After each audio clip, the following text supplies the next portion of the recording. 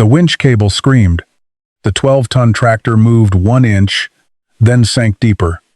Stop. The county's biggest recovery truck had already failed twice. Another hard pull could bury the tractor to its axle. Then 76-year-old Walter Hayes arrived in a faded 1947 Diamond T.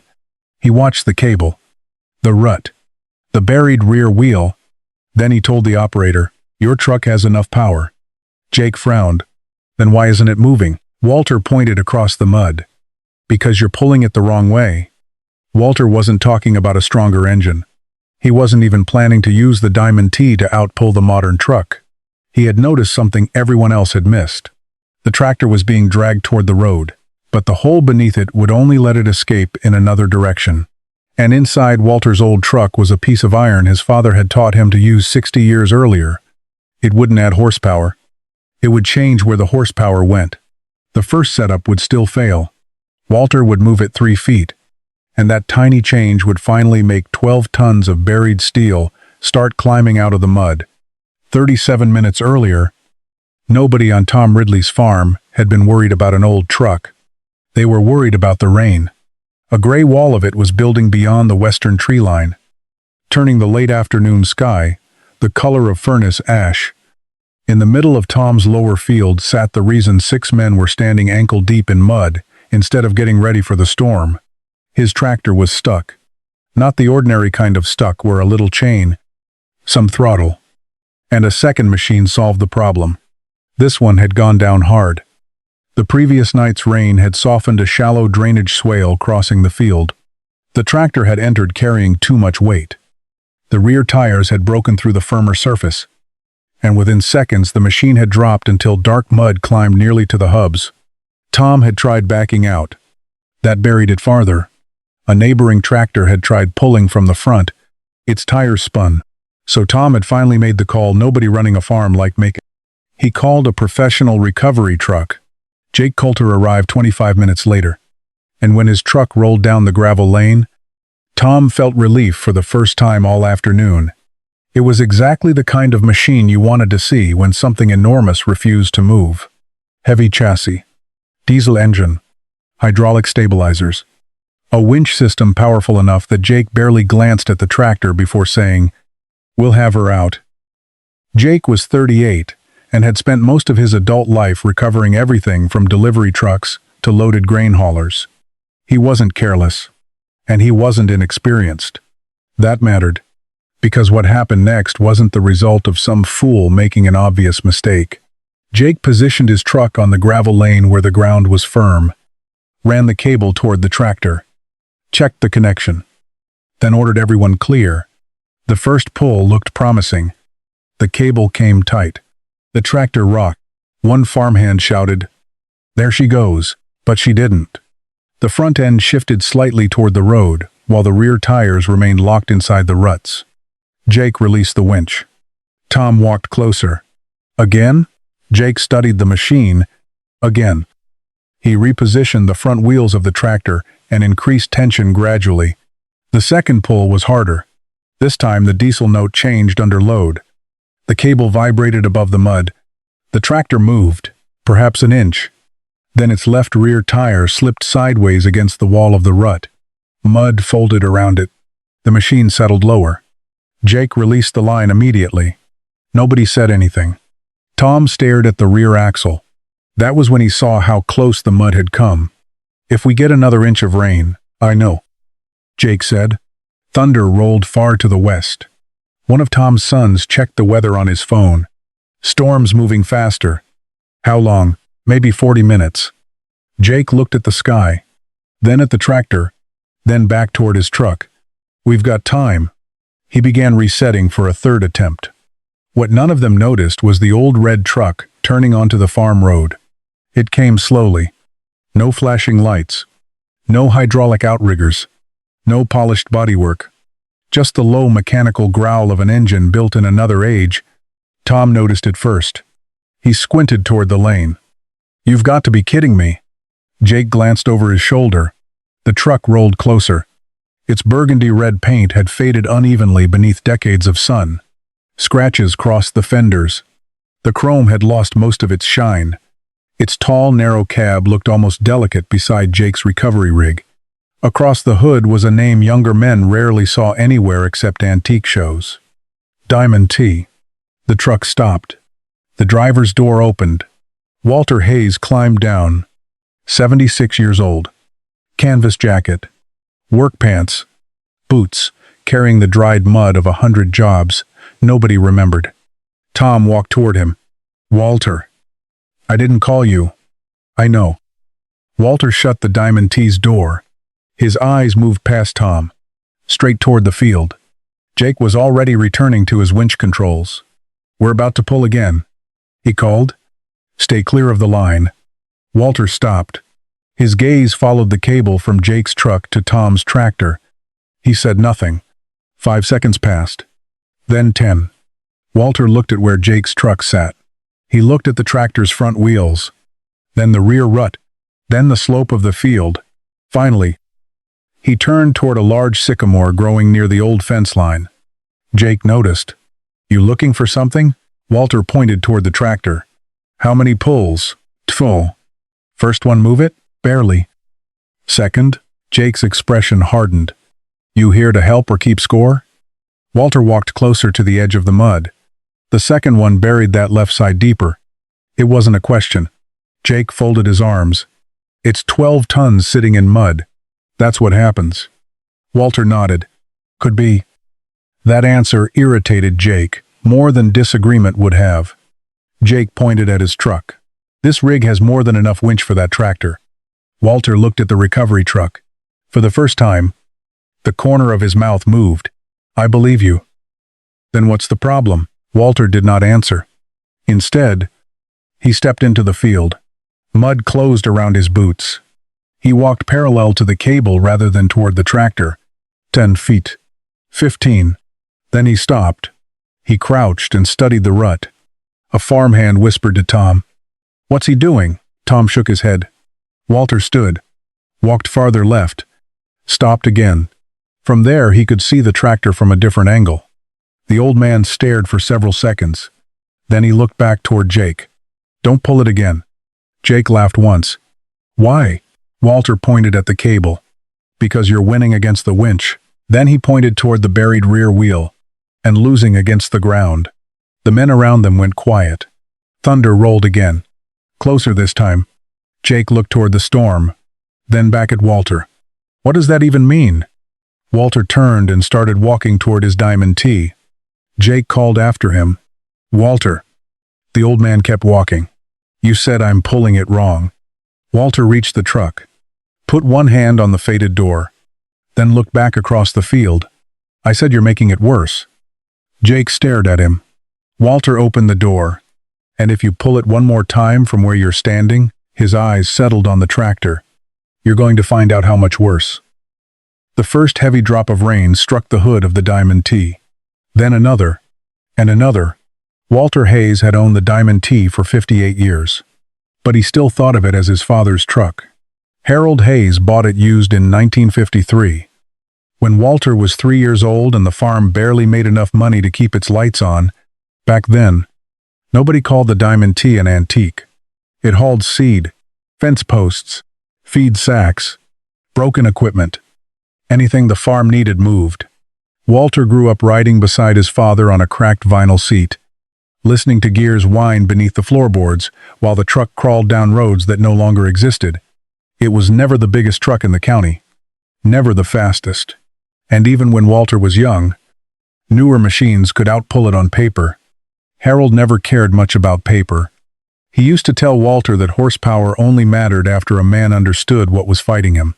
Walter had been too young to understand that then. He understood it now. Tom walked toward the faded truck, while Walter opened the passenger door.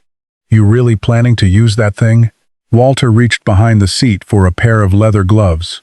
That thing? Tom smiled. You know what I mean. Walter looked at the truck. One fender still carried a dent older than Tom. The driver's door had been repainted twice in 2 slightly different shades. The chrome had long since lost its shine. Inside the cab were only gauges, switches, levers, and a steering wheel worn smooth by decades of hands. Nothing about it looked modern. Everything on it still had a job. A collector had once offered Walter enough money to make Tom think the truck was finally leaving the farm. The man wanted to restore it, put it indoors, take it to shows. Walter had asked one question: "What are you going to do with it?" When the collector explained, Walter shook his head. "Can't." "Why not?" Walter looked at the old truck.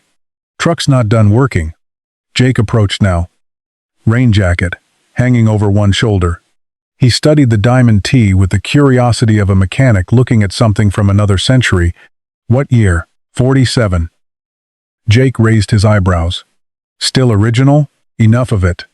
Jake walked around the front. "She's clean. She runs." Jake smiled. Then he looked back toward the buried tractor. His expression changed. "Walter, I respect the truck." He pointed toward his recovery rig. "But mine has the winch for this job." Walter pulled on one glove. "I know." Jake frowned. "Then what exactly are you planning to do with that?" Walter looked past both trucks toward the field. "I'm not trying to replace your winch." Jake followed his eyes. The cable still ran straight from the recovery truck toward the tractor. Rain had begun gathering in the deepest part of the rut. Walter pointed toward it. "You already have enough pull." "Then why isn't it moving?" Walter looked toward the rear wheel buried against the rut wall. "Because power isn't the part you're short on." Thunder rolled across the western sky. Tom checked his phone. 34 minutes. Jake sighed. "We're running out of time." Walter walked to the rear of the Diamond T. "My father used to say the fastest way to lose an hour was trying to save 5 minutes. Jake shook his head.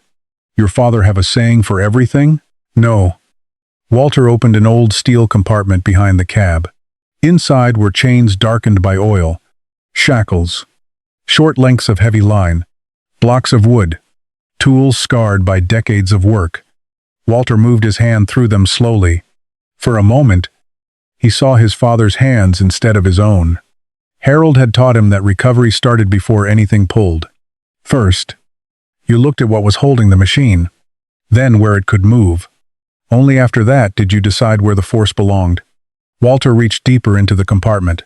His fingers closed around cold iron. Jake stepped closer. "What are you looking for?" Walter looked across the field. At the tractor, at the cable, at the sycamore near the fence, then at the narrow strip of firmer ground nobody else had used. He pulled something heavy toward the edge of the compartment. "Something your truck already has plenty of." Jake frowned. "What?" Walter looked at him. "Leverage? Leverage?" Jake repeated the word like Walter had just suggested, using a fence post to repair an engine. Walter closed the compartment. "For now." Jake looked toward the field again. Rainwater had begun collecting in the shallowest parts of the ruts. The storm was still west of them, but the wind had changed. It pushed cold air across the farm and flattened the grass in long, dark waves. Tom checked his phone. 32 minutes. Jake exhaled. "All right?" He pointed toward his truck. "One more pull." Walter's eyes narrowed.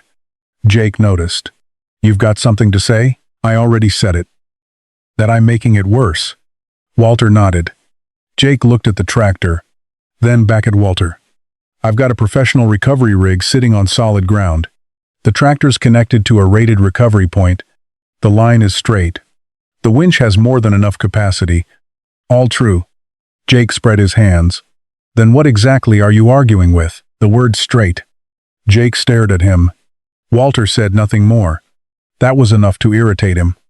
Jake had spent years learning how not to make stupid mistakes around heavy equipment. He knew what happened when cables failed.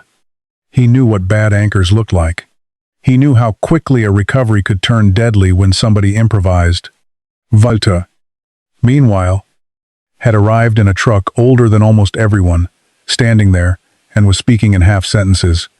Jake finally said, "Watch from the side." Then he walked back toward the controls. Walter did. Not because Jake had told him to, because he wanted to see exactly what happened next. Jake repositioned the recovery truck several feet along the gravel shoulder, trying to improve alignment with the tractor. He checked the ground under his rear tires, set the stabilizers again, walked the cable, inspected the connection. Then he climbed onto the edge of the lane and called toward Tom's son. who was sitting in the tractor cab. Straighten the front wheels. The young man turned them. A little left. The wheels shifted. Hold it there. Walter watched from near the diamond T. Jake caught his eye. Better? Walter looked at the tractor. Different. Jake shook his head. He returned to the winch controls. Everybody clear. The men moved back. The cable began to tighten. At first there was only the low mechanical hum of the hydraulic system, then the slack disappeared. The steel line lifted from the mud. Straight. Clean. Tight. Jake increased the pull. The front of the tractor moved first. Barely. Its tires rotated perhaps an eighth of a turn. Tom leaned forward. Come on. Jake gave the winch more. The recovery truck settled against its stabilizers. Its engine note deepened. The cable trembled. Then the tractor's front end shifted another inch toward the road. One of the farmhands raised a fist. There. Jake kept pulling. Walter's attention went somewhere else. Not the front wheels. The left rear tire. It was turning slightly inside the rut, but not forward. Sideways. The cable was drawing the nose toward the lane, while the buried rear axle was being forced against the wall of the depression. Walter stepped forward. Jake. Jake did not hear him over the engine. Walter raised his voice. Jake. The winch pulled harder. The tractor twisted. Mud bulged against the outside of the rear tire. Walter saw the exact moment the soil began to fail. Stop. Jake released the control. The cable went quiet. A thick section of the rut collapsed. The tractor dropped. Tom swore. The left rear wheel had sunk several inches deeper. Water rushed into the new space around it. For a few seconds, nobody moved. Jake climbed down. He walked into the field, boots punching through the mud. When he reached the tractor, he stared at the buried wheel. Tom came beside him. That wasn't there before. Jake said nothing. Walter approached more slowly. Jake heard him coming. You going to say it? Walter stopped. No. That I told you so? No use in it. Jake turned. There was no satisfaction on Walter's face. That somehow made the failure worse. Jake looked back at the rut. What happened? Walter pointed toward the front of the tractor. You moved that. Then toward the rear wheel. But that couldn't follow. Jake frowned. The rear is buried. Of course it resisted. Walter shook his head. Resistance wasn't the mistake. He stepped closer to the rut. The direction was. Jake stared at the mud. Walter crouched. With one gloved finger, he drew a line from the tractor toward Jake's recovery truck. This is where you're pulling. Then he drew a second line through the rut. Slightly left of the first. This is where the machine wants to come out. Jake looked at the two lines. The difference seemed small. Maybe 10 degrees. Maybe less. You're telling me that little angle is the whole problem? No. Walter stood. I'm telling you it's one of them. Thunder cracked closer now. Tom checked his phone again. 28 minutes? Jake wiped rain from his forehead. What are the others? Walter looked toward the tractor. Then toward the sycamore. Then toward the diamond T. You keep asking that tractor to climb the steepest wall in the hole. Jake followed his gaze. Walter continued. And every time it refuses, you answer by pulling harder. He paused. That works right up until the ground gives way. Jake looked again at the buried rear wheel. For the first time, he wasn't looking at it as an object that needed more force. He was looking at the shape of the hole around it. The packed mud ahead, the softer shoulder to the right, the shallow rise to the left. Walter saw the change in his face. You seeing it? Jake did not answer. Walter walked several yards left. Come here. Jake hesitated, then followed. Walter stopped at a point where the tractor, road, and sycamore lined up differently. From there, the problem looked almost like another field. The low ground became obvious. So did the firm strip Walter had noticed earlier. Jake stared. Walter pointed. That tractor doesn't need to go where your truck is. Jake looked at him. Then where does it need to go? Walter turned toward the sycamore. For the first 10 feet, he pointed to the strip of ground. There. Jake followed the line with his eyes. But my truck can't sit there. Walter nodded. Exactly. Jake looked back toward the Diamond T, then toward the closed storage compartment behind its cab. At last, the irritation in his expression gave way to curiosity. If the truck can't sit there, Walter started walking toward the old Diamond T. Then the truck doesn't have to. Jake followed. This time, no one laughed. Walter did not go to the toolbox. Not yet. Instead, he walked back toward the tractor. Jake followed. So did Tom. Until now, everyone had been looking at the machine. Walter was looking at everything around it. He stopped beside the rut and tapped the ground with his boot. See that?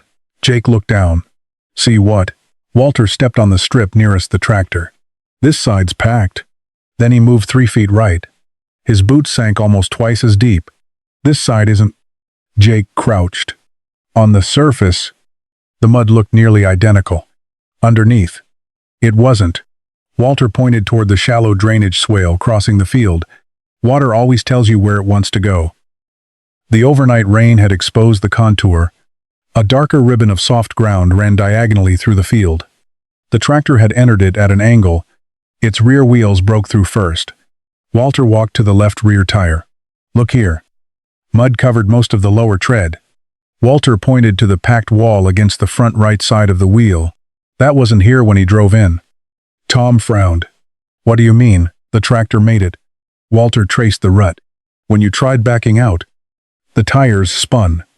Tom nodded. That packed mud behind them? Then Walter pointed toward Jake's recovery truck.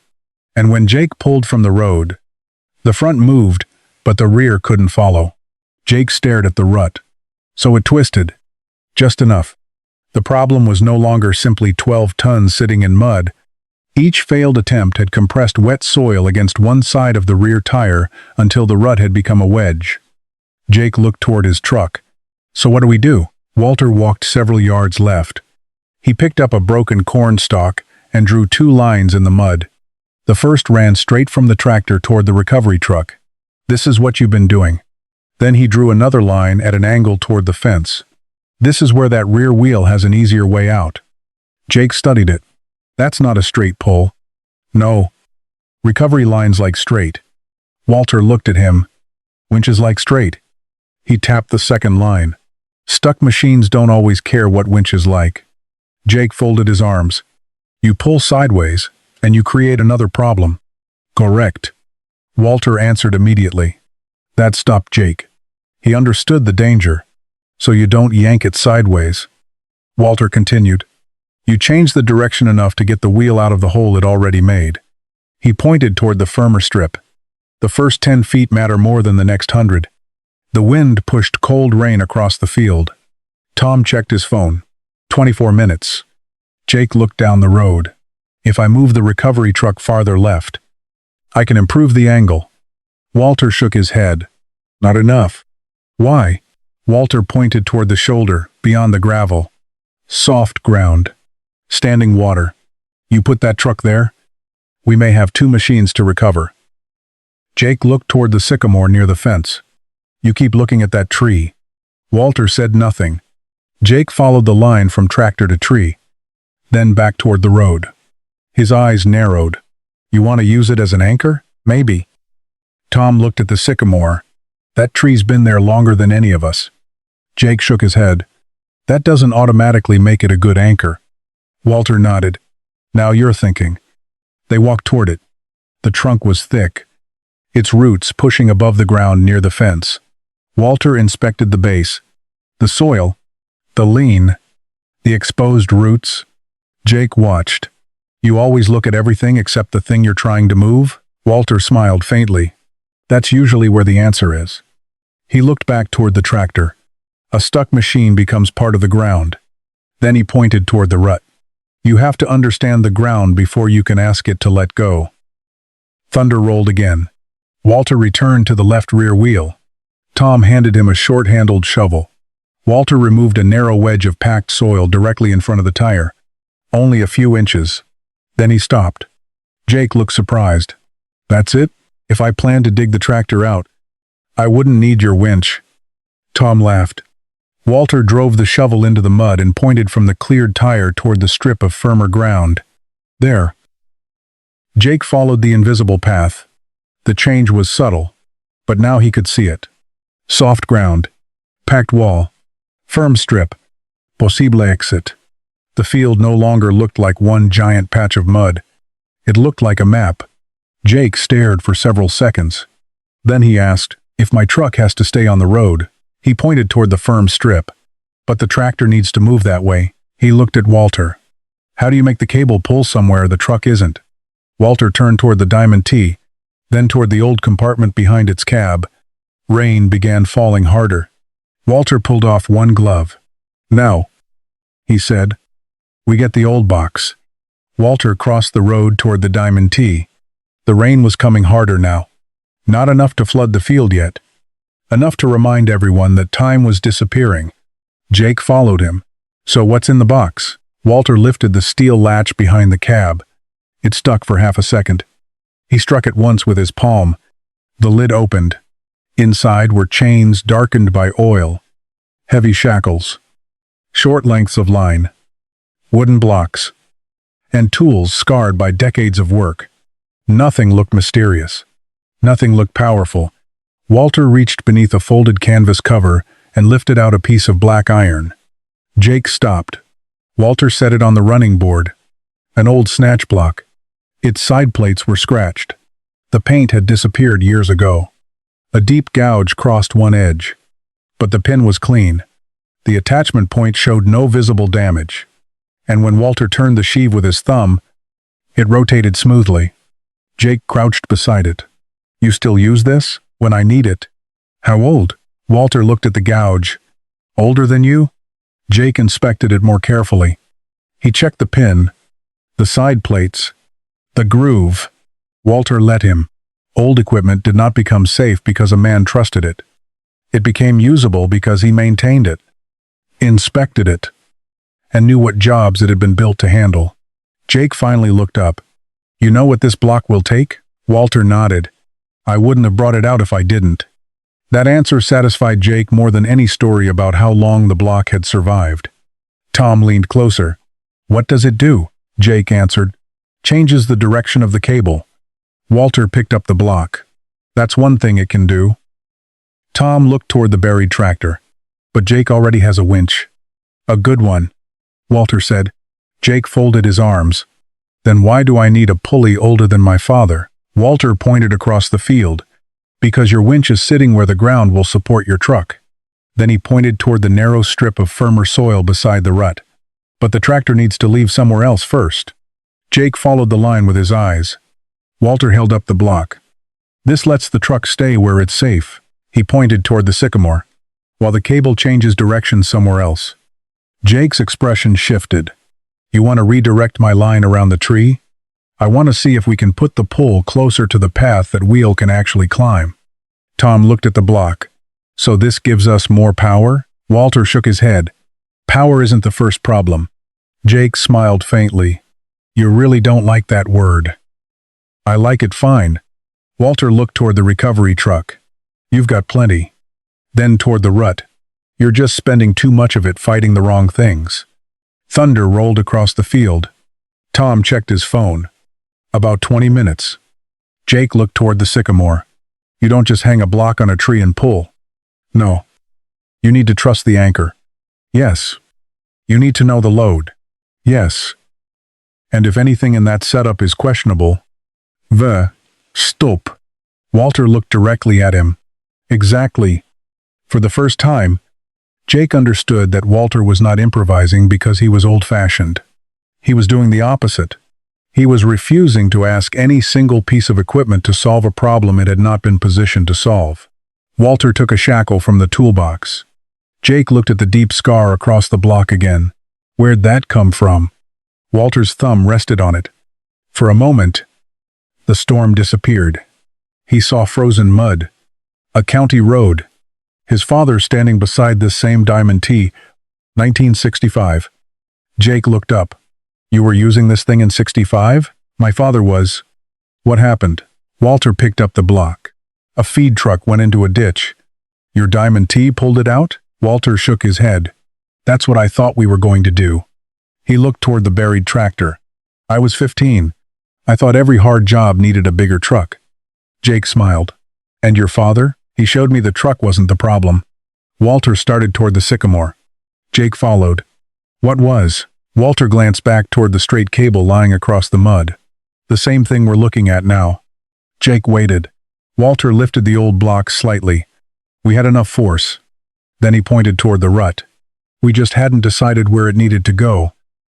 In the winter of 1965, Walter Hayes was 15 years old and believed hard jobs needed bigger engines. His father had tried to teach him otherwise. Walter simply had not needed the lesson yet. Then came the feed truck. After 3 days of freezing rain, a delivery truck carrying nearly 6 tons of cattle feed slid off a county road and settled into a drainage ditch less than a mile from the Hayes farm. The driver tried to climb out. The rear tires spun. He tried again. The truck slid deeper. By the time Harold and Walter arrived in the Diamond T, one side of the feed truck leaned hard into the ditch, and the rear axle was buried in frozen mud. Walter climbed down and looked from the stranded truck to the Diamond T. That thing's twice our size. Harold opened the rear toolbox. Probably. We can't pull it. Harold lifted out the same iron block Walter carried 60 years later. We're not going to. Walter frowned. Harold handed him the block. It nearly slipped from his hands. Then what's this for? Harold walked toward an oak beside the ditch. Where are those rear tires trying to go? Walter pointed toward the road. Up. That's where we want the truck to finish. Harold pointed toward the buried wheels. They can't get there yet. Walter stared at him. His father pointed slightly downhill. They can move easier that way first. You want to pull it farther into the ditch? I want the tires to stop fighting the wall they made. That sounded completely wrong to 15-year-old Walter. Then Harold rigged the block to change the line of pull. He did not aim the truck directly toward the road. He shifted the direction enough that the buried rear end could move out of the trench it had cut for itself. Walter stood in the snow with his arms folded. Harold climbed into the Diamond T. The engine came alive. The cable tightened. Nothing happened. Walter smiled. Told you? Harold shut the pull down. No anger. No excuse. He walked back to the ditch and studied the tires. Then he picked up a shovel. A ridge of frozen mud had packed tightly behind one wheel. Harold broke away, only the worst section. Walter followed him. I thought the block was supposed to fix it. The block changes the pull. Harold broke another piece loose. It doesn't make frozen dirt disappear. That was the part Walter remembered. No tool replaced judgment. Changing direction did not remove resistance.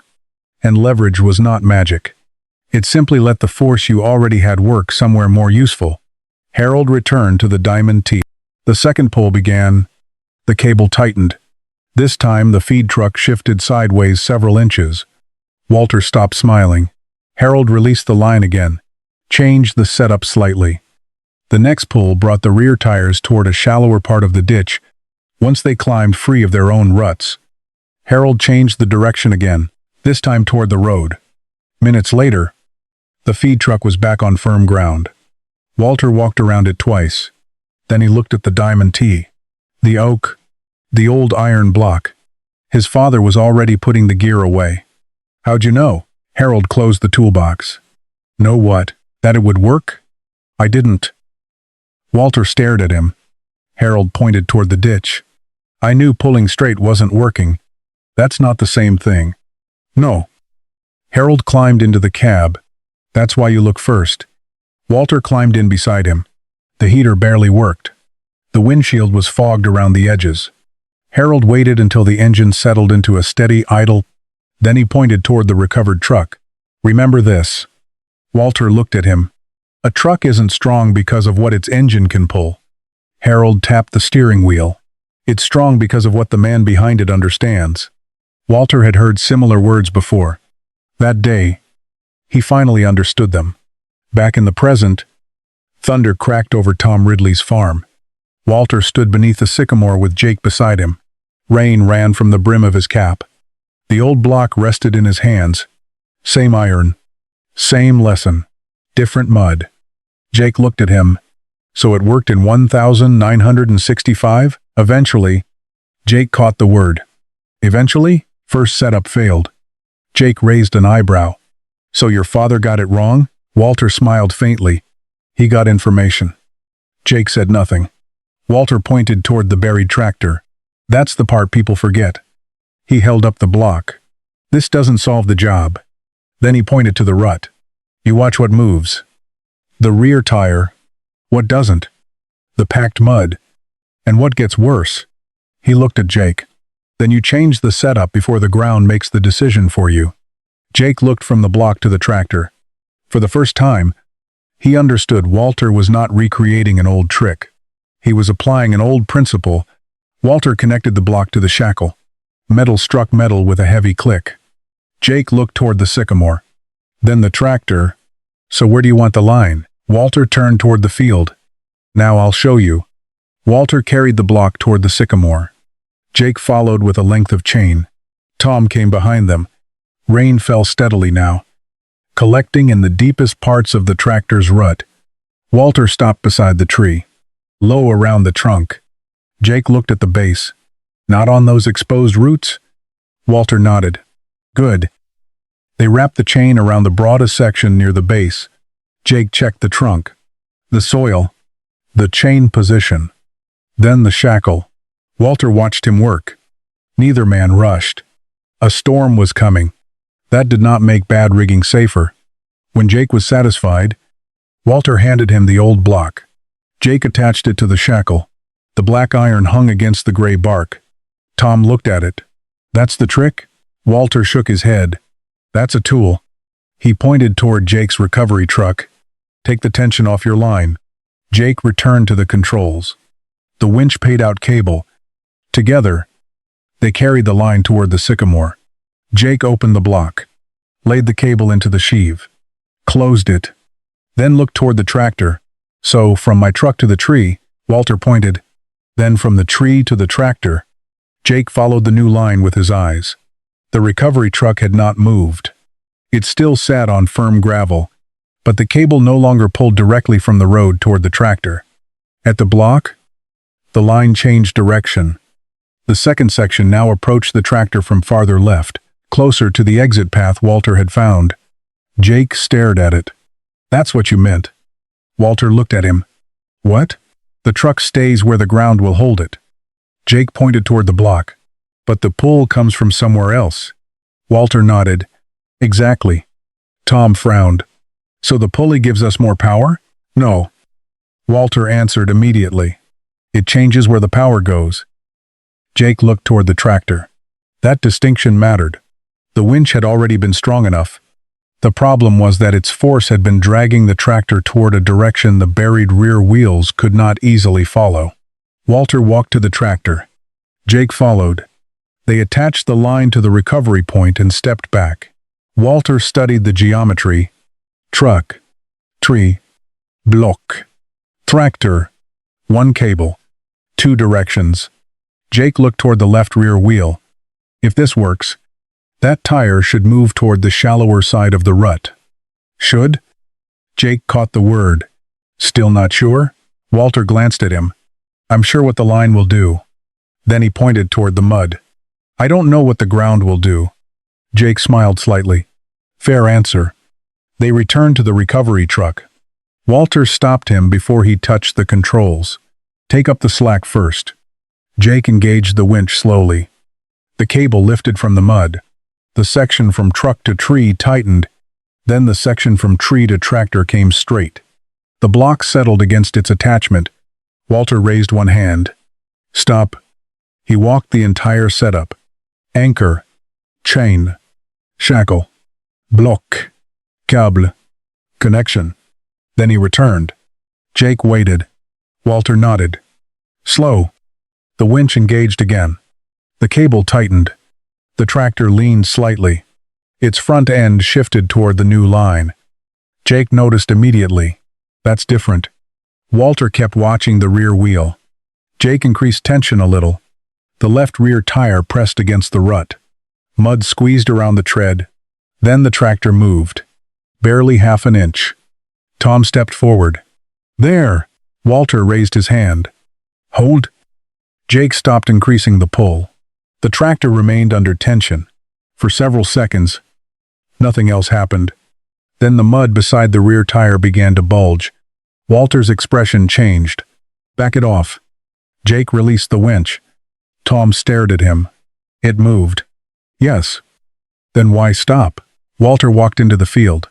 He crouched beside the left rear wheel and pushed his fingers into the mud ahead of it.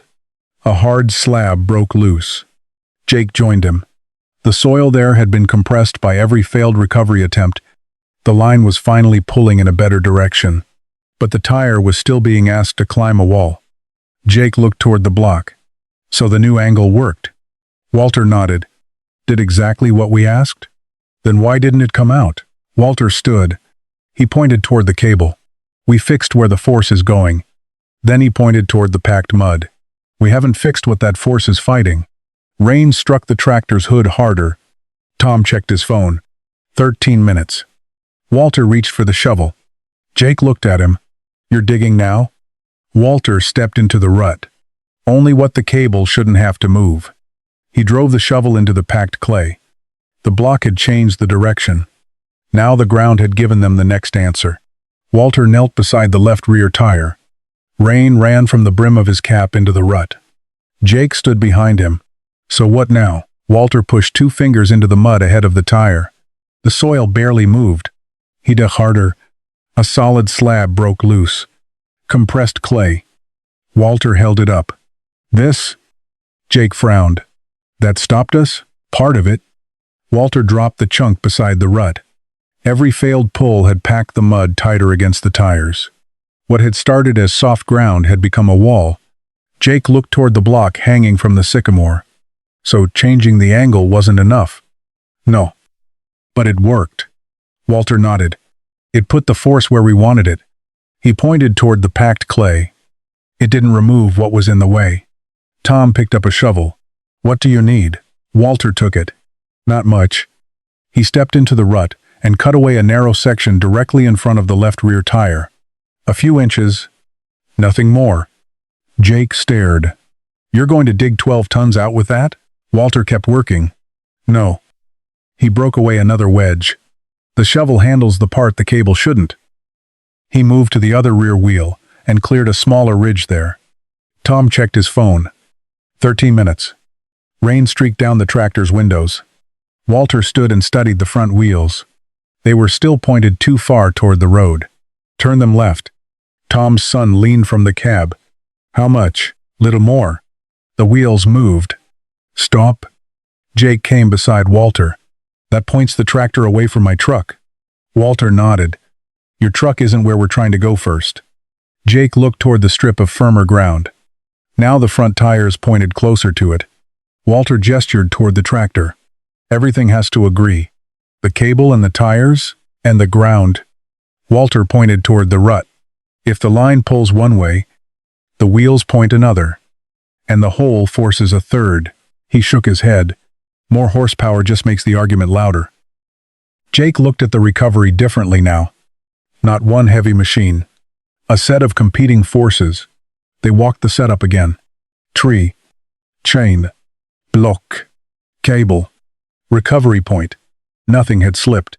Walter stopped beside the winch controls. Slow. Jake engaged the winch. The cable tightened. The tractor leaned. Nothing. Jake increased tension slightly. Still nothing. Then the left rear tire rotated. One tread block climbed onto the shallow cut Walter had made. Walter raised his hand. "Hold." Jake froze the control. The tractor settled, but did not slide back. Jake stared. That's more than before, because now the tire has somewhere to go. Thunder cracked overhead. Tom looked toward the sky. "We're almost out of time." Walter ignored the storm. He walked to the tire. It had climbed perhaps an inch. Only an inch. But enough to tell him something. Jake saw his expression. "What?" Walter looked toward the sycamore. "The angle's still wrong." Jake frowned. "We already changed the angle." "We changed it enough to learn." Walter walked 3 paces left. Stopped. Looked from the tractor to the tree. Then moved 1 more step. "There." Jake followed. There what? Walter pointed toward the block. We move it. Jake stared at the distance. 3 feet? About that. You think 3 feet matters? Walter looked back at the tire sitting 1 inch higher in the rut. Sometimes 3 feet is the whole job. Rain swept across the field. Jake looked at Walter. Then at the cable. Then at the tree. This time, he did not argue. He reached for the shackle. Jake pulled the shackle pin. The old block dropped into his hands. Walter pointed along the trunk of the sycamore. 3 feet left? Jake looked at him. That's it? That's it. Tom checked the rain running down his phone screen. 10 minutes. Jake ignored him.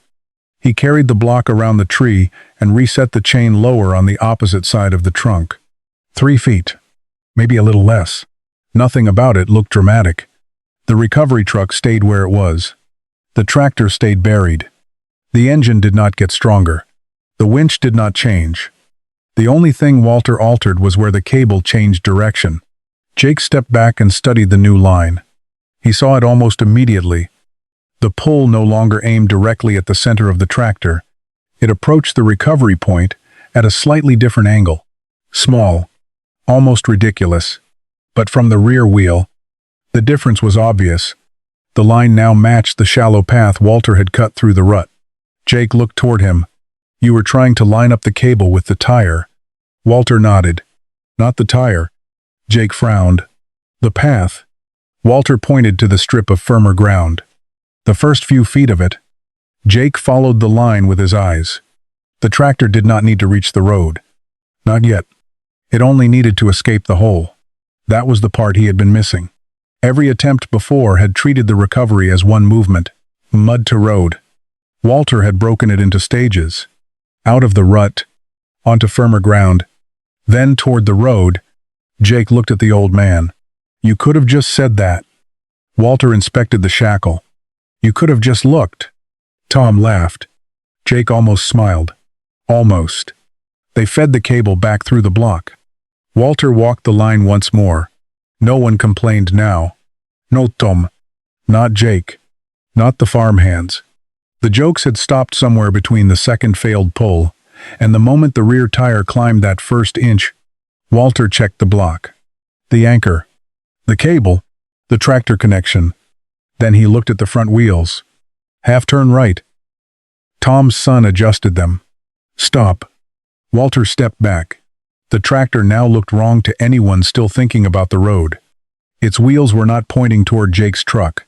They were pointing toward the narrow strip of ground to the left. Jake saw the logic. Get it out first. Walter nodded. Then worry about where you want it. Tom looked at the sky. 8 minutes.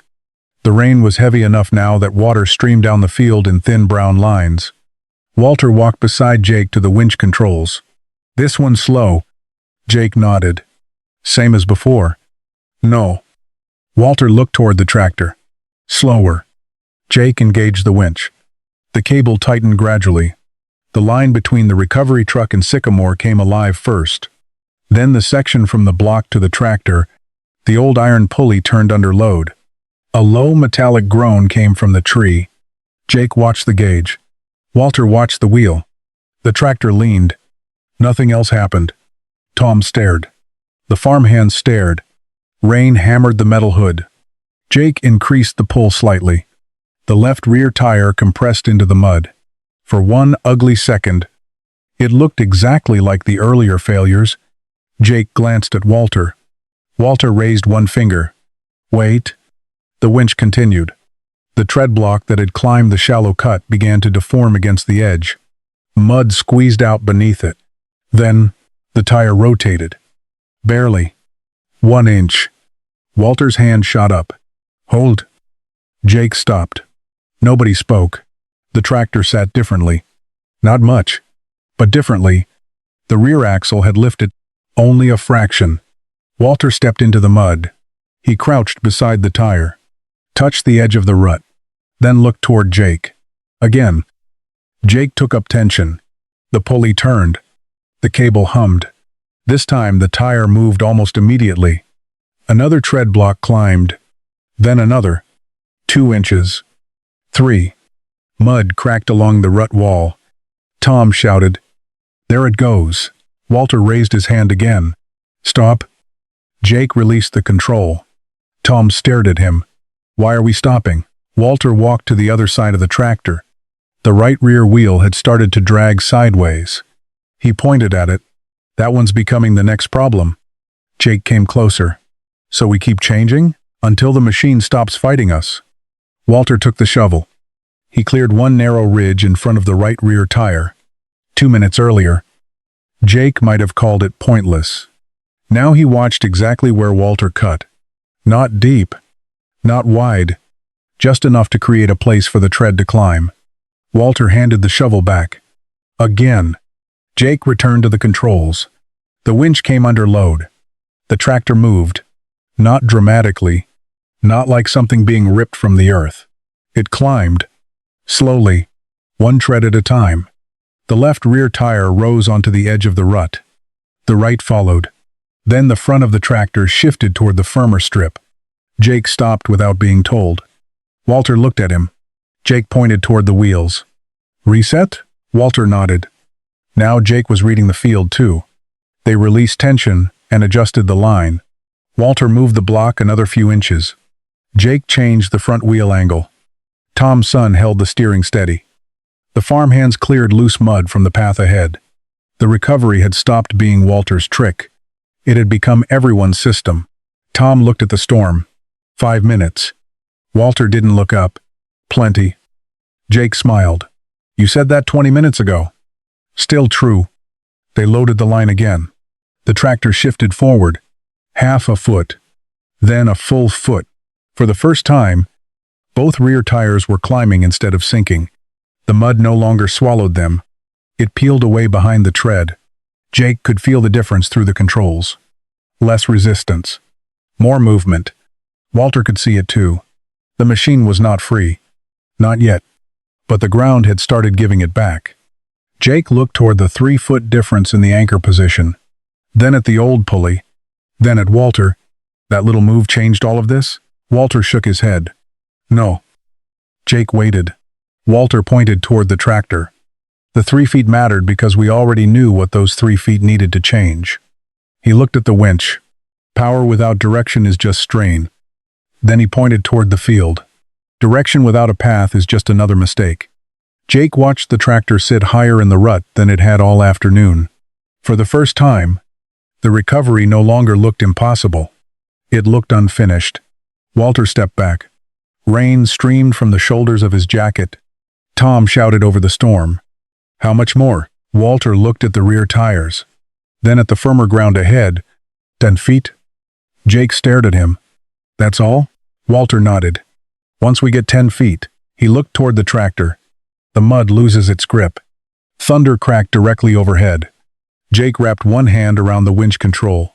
Walter gave him a nod. And for the first time that day, the tractor began moving before the cable began screaming. Jake tightened his grip on the winch control. Walter stood 15 feet from the tractor. One hand raised. Rain hammered the field hard enough now that everyone had to squint through it. The storm had arrived. But the tractor was finally moving. Easy. Walter shouted. Jake fed in tension. The old block turned to. The cable tightened. The tractor crept forward another 6 inches. Mud rolled behind the rear tires in thick black slabs. Tom's son held the steering exactly where Walter had told him. Keep it there, Jake yelled. The tractor moved again. Another foot. Then stopped. Jake looked toward Walter. Walter did not signal for more power. Instead, he walked to the rear wheel. Water was already filling the rut behind it. He crouched. The left tire had climbed almost completely out of the deepest hole. The right was still lower. Walter pointed toward Jake. Hold tension. Jake kept the line loaded. Not pulling, just holding. Walter grabbed the shovel. Tom ran over. What do you need? That ridge? Walter pointed. A narrow wall of mud sat directly in front of the right rear tire. Tom dug beside him. 2 shovels. 3. Walter stopped him. That's enough. Tom looked down. They had cleared barely 6 inches. That's it? Walter nodded. We don't need to remove the field. He stepped away. We just need the tire to win once. Jake smiled when he heard that. Walter raised his arm. Pull. Jake engaged the winch. The tractor leaned. The right rear tire pressed into the cut. For a second, nothing happened. Then the tread caught. The tire climbed. Tom shouted. The machine lurched forward nearly 2 feet. Jake released immediately. The tractor settled. But this time, it did not sink. Everyone saw it. The machine was sitting higher. Tom's son leaned out of the cab. I can feel it. Walter looked at the ground. Good. Jake called out. What now? Walter pointed to the front wheels. Straighten them a little. Tom's son adjusted. More. The wheels turned. Stop. Walter walked back toward the line. The cable was no longer pulling at the same ugly angle it had 20 minutes earlier. The tractor had moved far enough that the geometry of the recovery was changing. Walter saw it. Jake did too. We need to reset the block. Jake shouted. Walter looked at him. For half a second, neither man moved. Then Walter smiled. Now you're seeing it? Jake ran toward the sycamore. They released tension. Together, they shifted the block. Not 3 feet this time. Less than 1. Just enough to keep the pull aligned with the tractor's new path. Jake rechecked the shackle. Walter checked it again. Tom watched them. The thing's already moving. Walter looked at him. That's when people get careless. He tugged the line. Most accidents happen after someone starts believing the hard part is over. Tom nodded. No one argued. Jake returned to the controls. Walter moved to the tractor. Ready? Tom's son gave him a thumbs up. Walter raised one hand. Jake pulled. The cable came alive. The tractor moved. 1 foot. 2. 3. The rear tires climbed onto the firmer strip. The difference was immediate. The engine inside the tractor no longer sounded buried. Its tires began to roll instead of churn. Mud still clung to the tread, but it was no longer swallowing it. Jake felt the winch load ease. His eyes widened. There. Walter knew exactly what he meant. Resistance had dropped. The hole had lost its grip. Keep it moving, Walter shouted. Jake maintained steady tension. No jerking. No sudden pull. The tractor rolled another 3 feet. Then another. Tom's son added the slightest throttle. The rear tires turned under their own power now. Jake eased the winch. The tractor kept moving. 5 feet. 7. 10. Then, the left rear tire climbed completely onto the firm ground. The tractor rocked once, and came free. No explosion of mud. No dramatic snap. No machine flying forward. Just 12 tons of steel, slowly stepping out of a hole that had held it prisoner for more than an hour. Jake released the winch. For several seconds, nobody said anything. The only sound was rain hitting metal. Tom's son stopped the tractor on the firmer strip. He climbed down, looked back at the rut, then laughed. Not because anything was funny, because the machine was out. Tom slapped both hands on the tractor's fender. You beautiful son of a... He stopped when he saw Walter. Walter was not looking at the tractor. He was looking at the cable. Jake noticed. You're still checking the line? Walter walked toward the sycamore. Job isn't over until the load's off. Jake followed. Together, they released the remaining tension. Walter removed the shackle. Jake lifted the old iron block from the chain. For a moment, he just held it. Rain ran down the steel. He looked at the scarred side plates, the worn sheave, the gouge Walter's father had left there 60 years earlier. Then he looked across the field at his own recovery truck. Bigger. Stronger. Newer. Jake shook his head. I still had more pulling power. Walter nodded. A lot more. Jake looked at the freed tractor. And I still couldn't move it. Walter took the block from him. You were moving it. Jake frowned. Into the ground. Walter gave a small nod. Jake laughed once. This time at himself. Tom walked over. So what exactly did the old truck do? Walter glanced toward the Diamond T. Rainwater streamed down its faded hood. Not much. Tom stared. Not much? Walter held up the iron block. The truck got us here. Then he pointed toward Jake's recovery rig. His winch did most of the pulling. Jake looked surprised. Walter continued. The block changed where the pull went. He pointed toward the rut. The shovel reduced what we had to fight. Then toward the tractor's wheels. The steering kept the machine from arguing with the cable. Finally, he pointed toward the strip of firm ground. And the field told us where the tractor wanted to leave. Tom looked at the old Diamond T again. So the secret wasn't the truck. Walter shook his head. Never was. Jake stared at the block. That's why you said we were thinking about the winch. Walter nodded. Jake looked back toward the rut. All afternoon. He had asked one question. How much force do I have? Walter had asked 4 different ones. Where is the resistance? Where can the machine move? Where should the force go? And how much of that force is being wasted? The answers had changed the job. Not the horsepower. Tom's son climbed back into the tractor. Jake began coiling the cable. Walter carried the block toward the Diamond T. Then Jake called after him. Walter. The old man stopped. Jake stood in the rain, holding the wet line in both hands. He looked younger than he had an hour earlier. Not because the work was done, because certainty had left him, and something better had replaced it. Curiosity. Jake pointed toward the block. Before you put that away. Walter waited. Jake walked closer. Show me exactly how you rigged it. Walter looked at him, then at the pulley in his hands, the same piece of iron his father had once handed to a 15-year-old boy who thought every problem needed a bigger engine. 60 years later, the lesson had found another student. Walter set the block on the Diamond T's running board. Come here, he said. Jake stepped beside him. Walter reached for the cable, and this time, Jake watched his hands. Jake stood beside the running board of the Diamond T. Walter laid the old block between them. The worst of the storm had moved east. Tom and the farmhands were already cleaning mud from around the tractor. Nobody was watching Walter anymore. Except Jake. Walter picked up a short length of line. Start with the mistake. Jake looked toward the field. The straight pull. Why? Jake thought before answering. My truck was on solid ground, but the tractor couldn't leave the rut in the same direction. Walter said nothing. Jake continued. The front moved. The rear stayed trapped. So the harder I pulled, the more I twisted it into the wall it had already made. Walter nodded.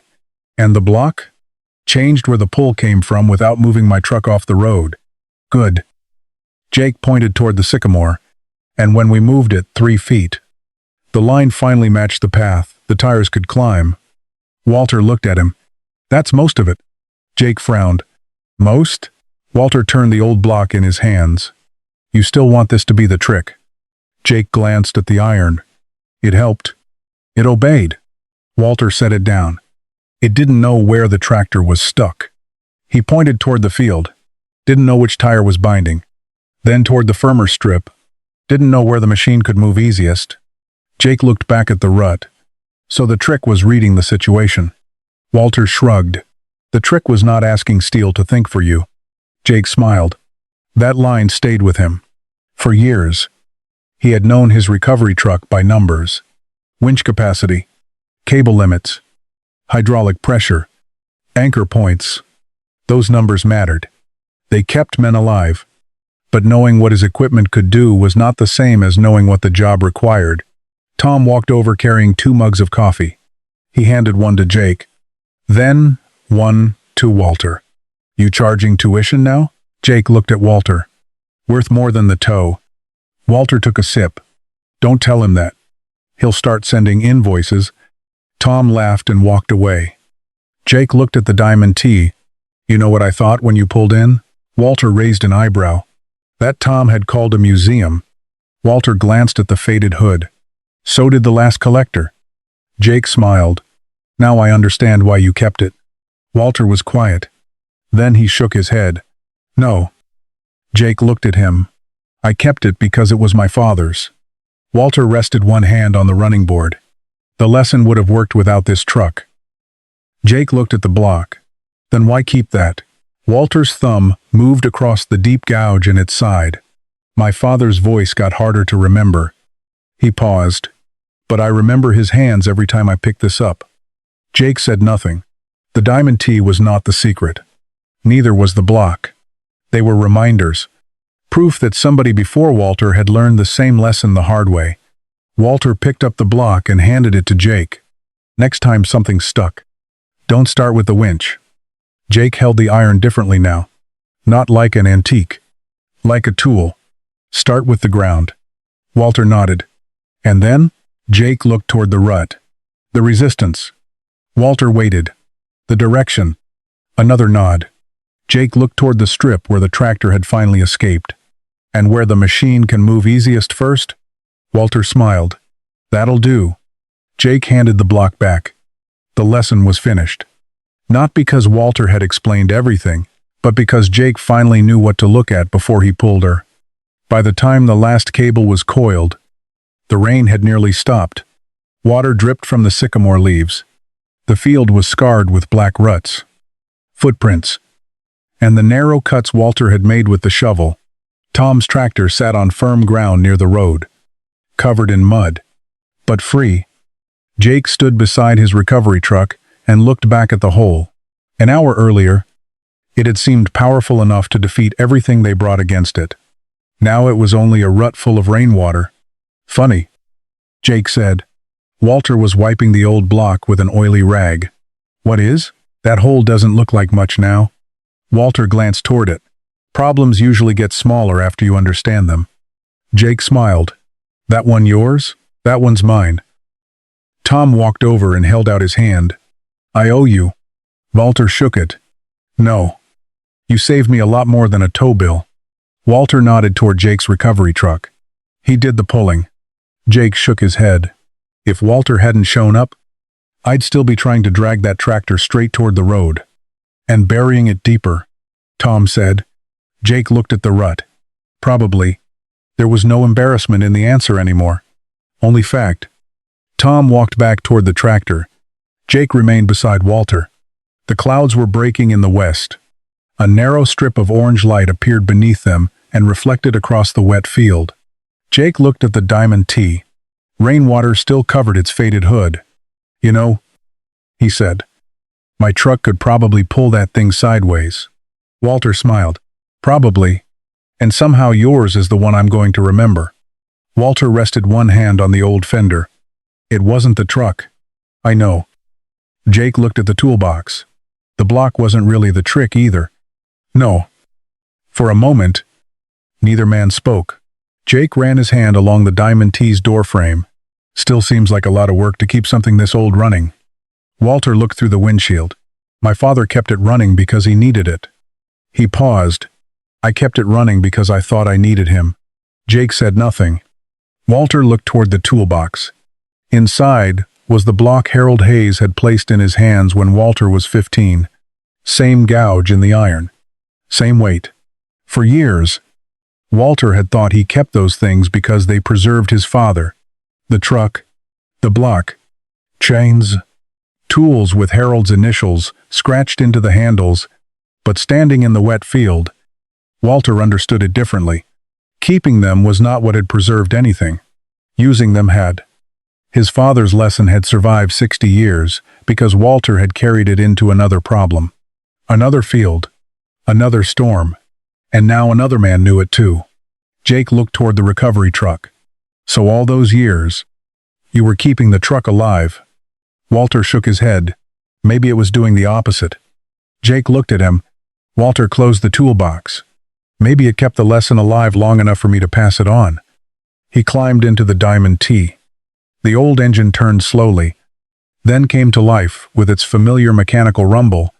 Jake stepped back. Walter rolled down the window. "Next time you get something buried?" Jake smiled. "I know." "Do you?" Jake looked toward the rut, then toward the firmer strip where the tractor had escaped. "Find out what's resisting." Walter waited. "Find where it can move." Another pause. "Then decide where the force belongs." Walter nodded. "That'll do." He eased the diamond T into gear. The old truck rolled down the lane. No faster than it needed to. Jake watched it leave. A modern recovery truck had supplied the power that afternoon. An old block had changed the direction. A shovel had removed the resistance. But the thing that had really survived since Walter was a boy was harder to see. It was not the truck, not the iron, not even the trick. It was the habit of looking before pulling, and now it belonged to someone else too.